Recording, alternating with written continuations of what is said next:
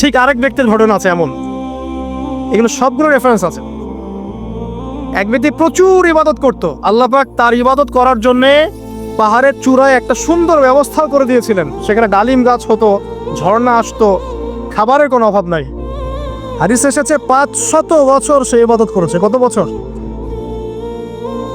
কিয়ামতের মাঠে এই ব্যক্তির অবস্থা এমন হবে, তাকে জান্নাতে প্রবেশ করানোর জন্য নিয়ে যেতে বলা হবে। যাও আমার রহমতে জান্নাতে চলে যাও। আল্লাহ পাক তাকে কথাটা বলবেন। কিন্তু এই ব্যক্তি বলবে আমার আমলের কারণে আল্লাহ পাক বলবেন আমার রহমতে জান্নাতে চলে যাও। ব্যক্তি বলবে আমার আমলের কারণে। আল্লাহ রাব্বুল আলামিন তখন তাকে দেওয়া সমস্ত নেয়ামতগুলোকে এক পাল্লায় করবেন, আর তার সমস্ত আমলকে আরেক পাল্লায় করবেন। তারপর দেখা যাবে আল্লাহর সমস্ত নিয়ামত তার একটা চোখের সমান হয় নাই। কথা কি বুঝতে পারছেন? একটা চোখের যে নিয়ামত আল্লাহ পাকের, সমস্ত আমল ও 500 বছরের ইবাদত এতটুকু হয়নি। তারপর তাকে বলা হবে ওকে জাহান্নামে নিয়ে যাও। এবার জাহান্নামে যাওয়ার সময় সে বলবে আল্লাহ তোমার রহমতে আমাকে মাফ করে দাও। তখন আল্লাহ পাক তাকে আবার ডেকে নিয়ে আসবে, বলবেন যে তোমাকে যে আমি ইবাদত করার জায়গা করে দিয়েছিলাম, এটাকে তুমি নিজে করেছো না আমি করেছি? সে বলবে আপনি করেছেন। তোমাকে যে আমি সৃষ্টি করেছিলাম, তখন কি তুমি কোন আমল করেছিলে? বলবে না। তাহলে তোমাকে যে সৃষ্টি করেছি আমি, এটা কি তোমার আমলের কারণে? না। তোমাকে সারা দুনিয়াতে এত নিয়ামত দিয়েছি, এটা কি তোমার আমলের কারণে? সে বলবে না। তখন তাকে জান্নাতে প্রবেশ করানো হবে। কিয়ামতের মাঠে এমন অনেক ঘটনা ঘটবে যেটা আমাদের চিন্তার বাইরে। আরেকজন ব্যক্তিকে ডেকে আনা হবে, যে ব্যক্তি একটা দুটা নয় বরং 100টা খুন করেছে।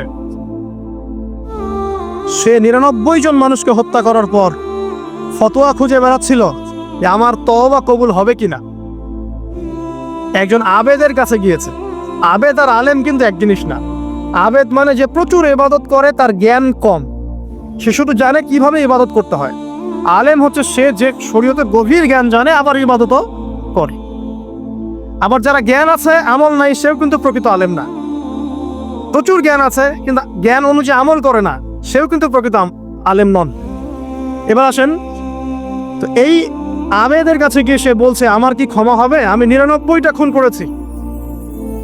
সে বলল তোমার আবার ক্ষমা? তোমার ক্ষমা নাই।